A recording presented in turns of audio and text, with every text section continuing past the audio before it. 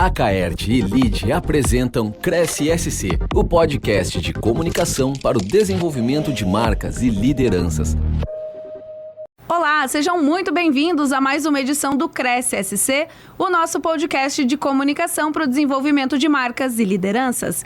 Eu sou a jornalista Melina Calduro, coordenadora de conteúdo da Rede de Notícias Acaert, e hoje eu tenho o prazer de receber aqui no estúdio o Clóvis Roberto Barbieri Filho, conhecido popularmente como Beto, que vai falar um pouquinho para a gente sobre engenharia, sobre cidades inteligentes e muito mais do ramo de empreendimentos imobiliários. Beto, muito obrigada por aceitar o nosso convite.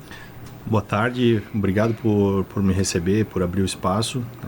Acompanho aqui o programa de vocês e gosto bastante dos conteúdos, dos participantes. É um prazer estar aqui contribuindo. Beto, então, tu é formado em Engenharia Civil pela FURB, tem mais de 20 anos de experiência em incorporação, construção, empreendimentos imobiliários. Então, tu és da terceira geração da família Barbieri. Mas eu queria, antes da gente começar a falar da família como um todo, entender um pouquinho de ti, como é que foi essa trajetória. Foi um caminho que realmente tu querias a Engenharia Civil ou acabou sendo um empurrãozinho da família? É uma história engraçada que meu pai ele não queria que eu fosse engenheiro. Acho que naquela época não estava muito em alta a profissão, eu não lembro exatamente qual foi o motivo. E eu acabei entrando primeiro em engenharia de produção. Eu sabia que eu queria engenharia e aí estava na dúvida de ir para engenharia civil ou engenharia ambiental, ou acabei indo para engenharia de produção. Só que fiz 6 meses e percebi que meu caminho era na civil mesmo, daí eu mudei. E ali eu me encontrei porque a história da família tá muito vinculada à construção civil e, enfim, fui contrário aí à indicação do meu pai, mas no fim deu certo, né? Então eu acabei me formando em 2008 na FURB. Aí comecei a trabalhar, já estava trabalhando durante a faculdade com a família e depois surgiu uma oportunidade de trabalhar numa multinacional. Acabei abraçando a ideia, fui trabalhar em outras cidades do Brasil para pegar mais experiência. Foram 6 anos aí de obras, foram mais de 700 mil metros quadrados de obra que eu participei da construção, uma experiência bem legal. Depois eu voltei, então em 2015 eu retornei para Blumenau para trabalhar com a família e desde então tô atuando na empresa junto com meu pai. Eu acho que tu és o primeiro dos nossos convidados que fala que o pai não queria que seguisse a carreira da família. Eu não sei porquê, mas eu acho que ele estava muito estressado naquele momento e ele não queria que eu passasse pelo estresse e tal. Em partes ele tinha razão. É bastante estressante essa parte da construção civil, né? Ter construtora é um pouco desgastante, vamos dizer assim. Mas também é muito prazeroso, dá muito orgulho do que a gente faz, de você passar depois na frente do prédio e ver lá ele cumprindo o objetivo dele, né? As famílias morando, é desgastante, mas é muito recompensador. Depois que passa o trauma, a gente volta e nem lembra, né? É isso aí. E como é que foi pra ti? Tu foi pra fora, em outras cidades, conheceu e voltou pra Santa Catarina. É uma realidade muito diferente? Bastante. A gente aprende a gostar de Santa Catarina, mas quando você conhece outros estados. A gente tem aqui belezas naturais, culturais, que tem muito valor e realmente foi um prazer voltar para cá. Apesar de eu ter gostado das cidades que eu passei, fiz muitas amizades, essa diversidade cultural do Brasil é muito interessante, mas a nossa raiz aqui é o que realmente eu me identifico e é onde eu tenho mais alegria de estar. Bom, a Barbieri ela começou em 1945, né? E segue firme até hoje, com 3 gerações da família atuando nela. Como que foi para vocês, né, para a família como um todo, manter esse legado por tanto tempo? A empresa se adaptou muito, né? Então, no início, não era exatamente uma empresa, era o meu avô, pessoa física, ele abriu uma fábrica de tijolos, na sequência ele entrou com uma pedreira, com madeireira, com materiais da construção civil. Aí ele foi trabalhando com isso, junto com os irmãos, até 1962, quando ele fez o primeiro prédio. E aí, a partir daí, ele começou a gostar mais da atividade de construção de edifícios posteriormente, meu pai e meu tio também seguiram esse caminho e hoje eu estou trabalhando nessa mesma área. Então, eu acho que a grande questão é a gente conseguir se adaptar às diferentes fases que a gente passou durante esse período para conseguir continuar trabalhando na mesma atividade. E tem um período, entre aspas, de sucessão familiar também, né? Que é preciso entender os momentos e para onde quer ir. Quando chegou a tua vez de chegar na diretoria geral, como é que foi para ti? A empresa não estava num momento legal. A gente tinha uma obra só, essa obra não estava tendo uma comercialização legal, tinha uma polêmica envolvendo o prédio, porque ele era anexo a um patrimônio histórico, então houve uma ação civil pública, estava num momento bem desafiador. E a gente teve que parar e redesenhar toda a nossa estratégia, redesenhar a marca, repensar como que a gente ia reconquistar a nossa participação de mercado. Então a gente recomeçou devagarzinho.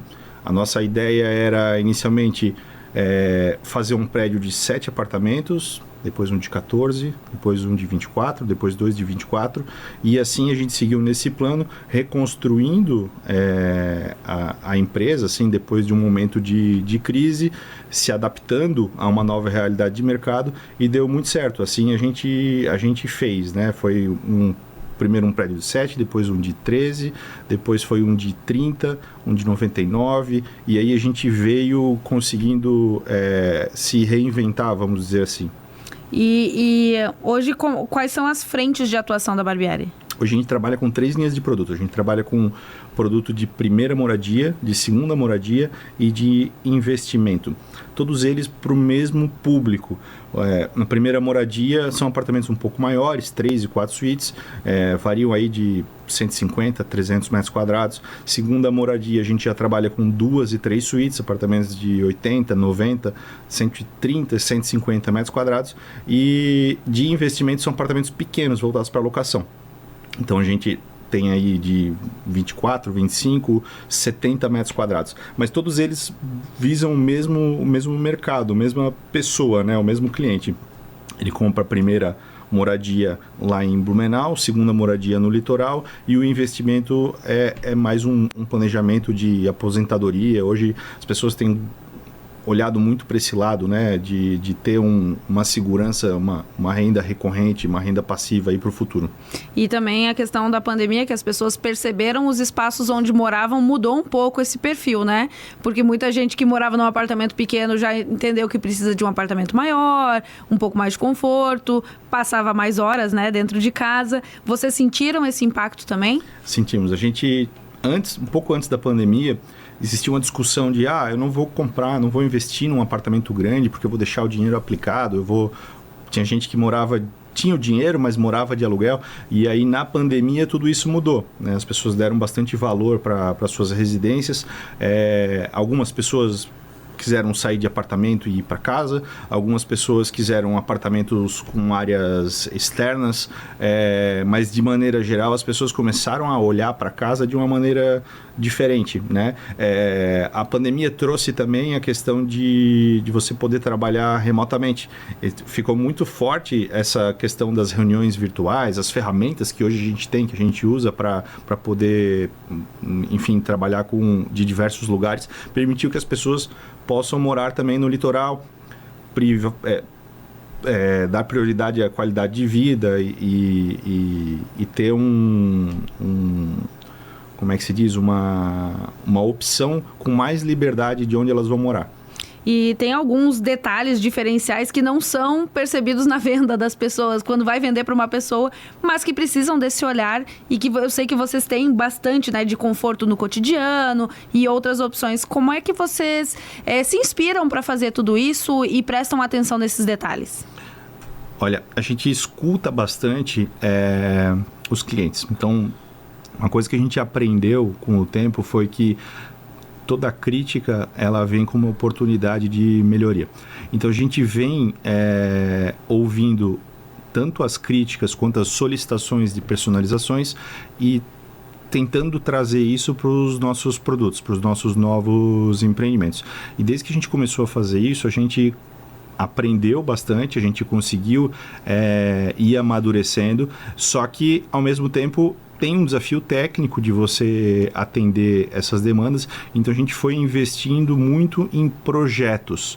A gente contrata projetistas que são referência nas suas áreas. Hoje a gente, em um empreendimento, a gente tem mais de 22 modalidades de projetos que a gente contrata, fora os consultores especialistas. Então a gente entra em áreas como acústica, impermeabilização,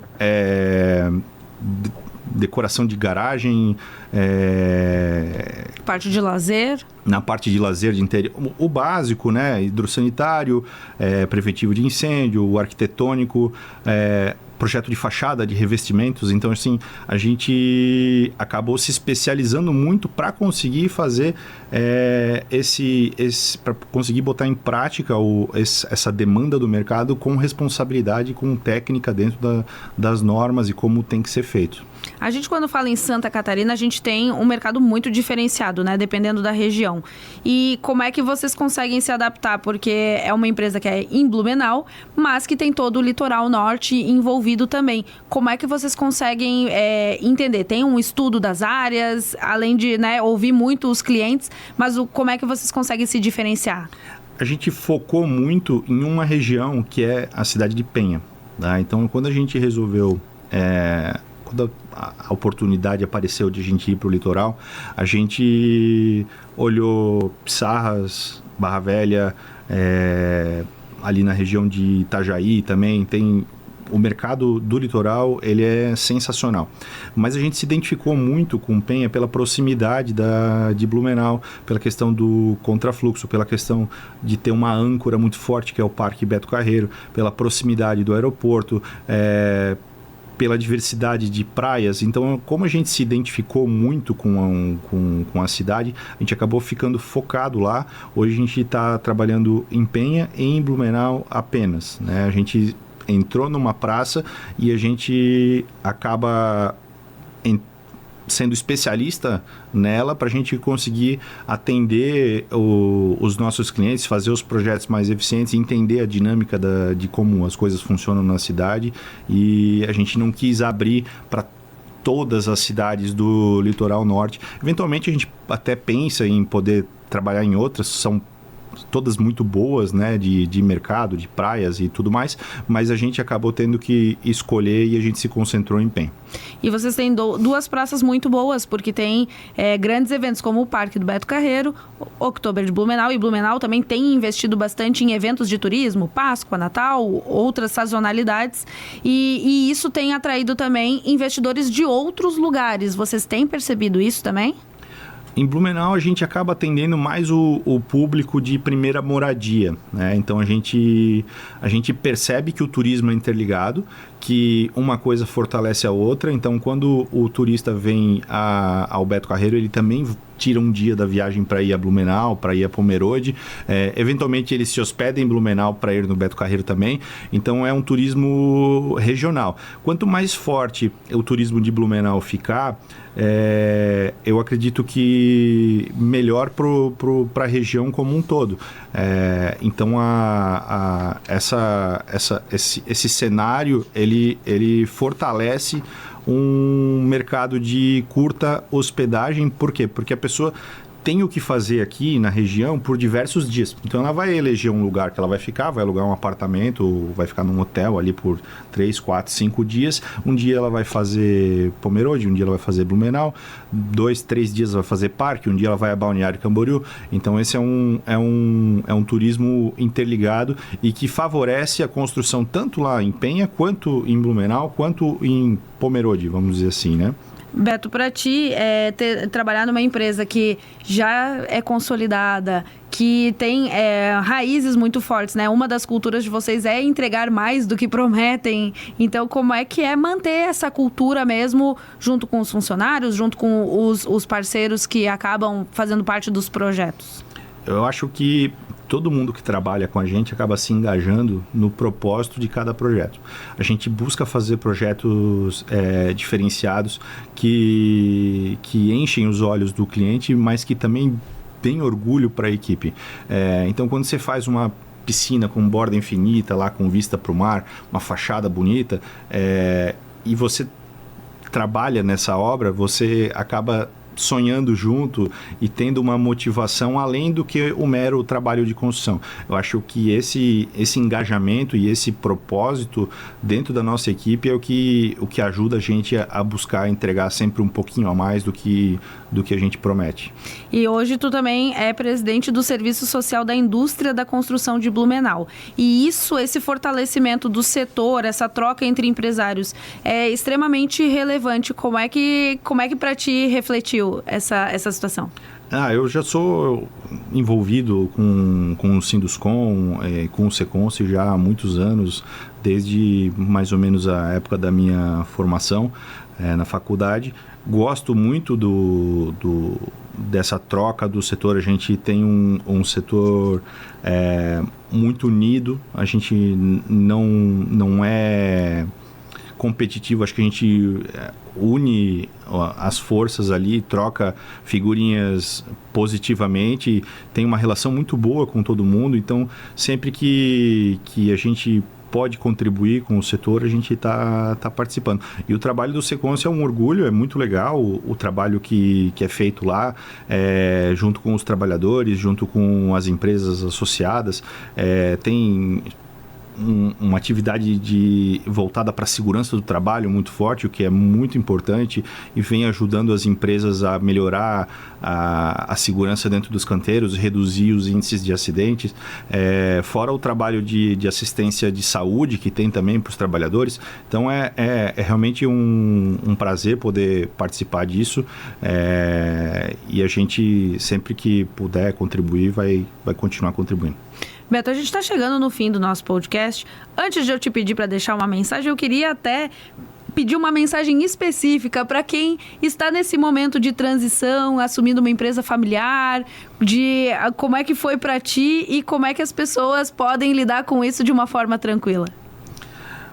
Olha, eu acho que precisa de bastante coragem. A gente deve sempre respeitar a história da empresa e da família até aquele momento. Por mais que a gente queira mudar as coisas e fazer diferente, manter os valores da empresa alinhados com aqueles que trouxeram a empresa até aqui. Então, o que eu indico é buscar inovar, mas sem perder a identidade, a origem e os valores que as outras gerações trouxeram. E vocês trabalham bastante com alto padrão, né? De entregas e tudo mais, em empreendimentos de alto padrão. Para os jovens engenheiros que estão querendo entrar nessa área, tem alguma dica também? Tenho. Eu acho que hoje a gente tem muita informação disponível, a gente tem muitos ensaios, as normas estão mais maduras. Eu sugiro que fuja um pouquinho do método empírico e entre na questão de comprovação de resultados, de projetos específicos, de simulações computacionais, para que no projeto você acerte e, por consequência, na execução você chegue no resultado esperado. Eu acho que essa mudança de pensamento de sempre fizemos assim, ou não, como é que fazemos agora, e buscar um especialista de cada área para você conseguir definir como que vai ser construído aquilo, independente da experiência que você tenha. A gente tem um mestre de obras que trabalha com a gente há mais de 40 anos, ele tem já 78 anos de idade. Toda vez que a gente traz alguma inovação para ele, que a gente traz um projeto novo, algo novo, ele fica contente que ele está aprendendo, apesar de ter passado a vida inteira dentro de obra. Então, não deixe de se adaptar a todo dia e que essa constante da mudança seja uma alegria e não um incômodo de ter que fazer diferente. Perfeito, muito obrigada, Beto. E eu agradeço também a você que nos acompanhou na sua rádio preferida e no YouTube da Acaerte. Na semana que vem eu volto com mais histórias aqui no Cresce. Este foi o Cresce SC, uma parceria entre a Acaerte e o LIDE.